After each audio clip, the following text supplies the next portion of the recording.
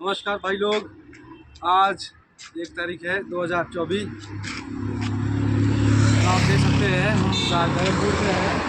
आज हमें जितनी भी गाड़ियाँ लगी है सब सारे खड़े हैं। तो आप भी हम ड्राइवर भाइयों का सहयोग करें, तो हो सके तो वो गाड़ी आज खड़ी रखे 3 दिन का, सिर्फ खड़ी रखे गाड़ी 3 दिन के लिए।